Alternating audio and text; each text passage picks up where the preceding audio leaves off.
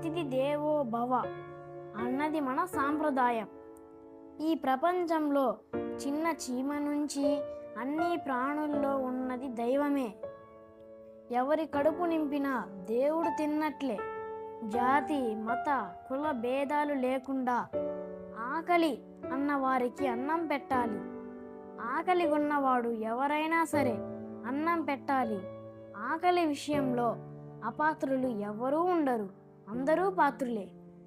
నాకంటే వేరుగా ఏదియూ లేదు.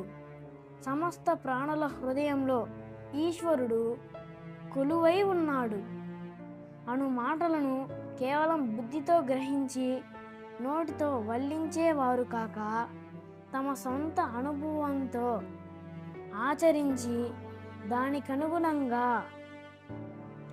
జీవించే వ్యక్తులు మనకు ఆదర్శం కావాలి. కావున మనం ఇప్పుడు భాగవతంలోని రంతిదేవుని కథను చెప్పుకుందాం పదండి.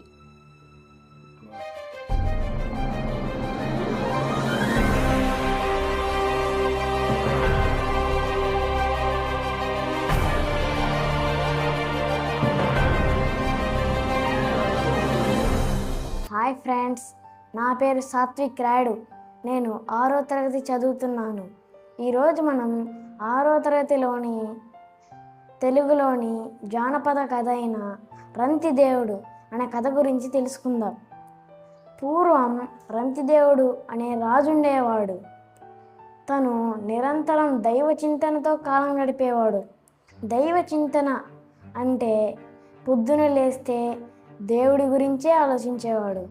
మధ్యాహ్నం సాయంత్రం పిల్లల్లో దేవుడు చూసేవాడు, అలాగే పెద్దలలో దేవుడు చూసేవాడు. ఇలా ప్రతి వస్తువులో ప్రతి వ్యక్తిలో అతనికి దేవుడే కనపడేవాడు. అందుకనే ఆయన దైవ చింతనతో ఉంటాడు. అతనికి లభించిన దానితోనే సంతృప్తి అవుతాడు. తనకు అది కావాలి ఇది కావాలి అనే ఆశ ఉండదు. తనకు లభించిన దానితోనే సంతృప్తి పడేవాడు. తను బీదలకు దానం ఇచ్చి చివరకు బీదవాడయ్యాడు. కుటుంబంతో సహా కష్టాల పాలయ్యాడు.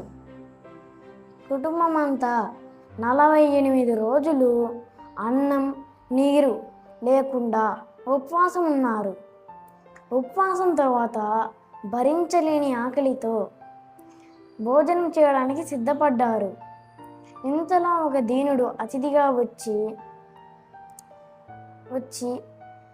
అయ్యా, నాకు చాలా ఆకలిగా ఉంది అని అడిగాడు. రంతిదేవుడు తనని గౌరవించి ఆహారంలో అర్ధ భాగాన్ని అంటే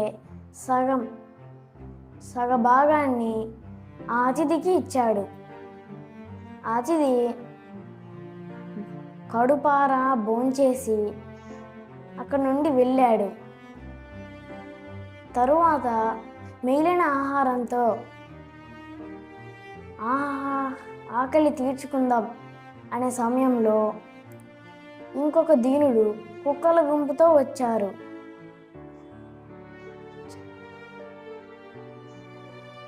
ఆ దీనుడు, రాజా, నేను ఈ కుక్కలు ఆకలితో బాధపడుతున్నాము అని చెప్పాడు. మాకు ఆహారం ఇమ్ము అని అడగ్గా రంతిదేవుడు మిగిలిన ఆహారమంతా ఆ దీనుడికి ఆ కుక్కల గుంపుకి ఇచ్చేశాడు. రంతిదేవుడు ఆ దీనుని నమస్కరించి పంపాడు. ఇక రంతిదేవుడి వద్ద మంచినీళ్ళొక్కటే మిగిలాయి. ఆకలితో ప్రాణాలు పోయే స్థితిలో ఇంకొక దీనుడు అతిథిగా వచ్చి, అయ్యా, నాకు చాలా ఆకలిగా ఉంది. నీరసంతో ఒక్క అడుగు కూడా ముందుకు వేయలేకపోతున్నాను. నాకు కొంచెం ఆహారం ఇవ్వండి. రంతిదేవుడు, ఓ అన్నా, నా దగ్గర అన్నం లేదు, కానీ ఈ నీరు ఉంది. ఈ నీరు త్రాగు అని ఆ నీరుని ఆ దీనుడి పాత్రలో పోశాడు. అంతా ఈశ్వరేచ్ఛ అని అనుకున్నాడు. బ్రహ్మాది దేవులైన బ్రహ్మ, అలాగే విష్ణువు, శివుడు అందరూ సంతోషించి రంతిదేవుని వద్ద ప్రత్యక్షమయ్యారు. ఇప్పటి వరకు రంతిదేవుని వద్దకు వచ్చిన ఆ బీదవారు ఎవరో కాదు, బ్రహ్మ, విష్ణువు, అలాగే శివుడు. వీరందరూ రంతిదేవుని ఆశీర్వదించారు.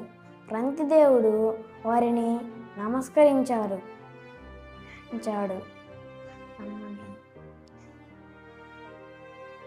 ఇప్పటి వరకు బీదవాడిగా ఉన్న రంతిదేవుడు ఈ త్రిమూర్తులైన బ్రహ్మ, విష్ణువు, శివుడు ఇచ్చిన వరం వల్ల రంతిదేవుడు కోటీశ్వరుడయ్యాడు. అందరికీ నమస్కారం.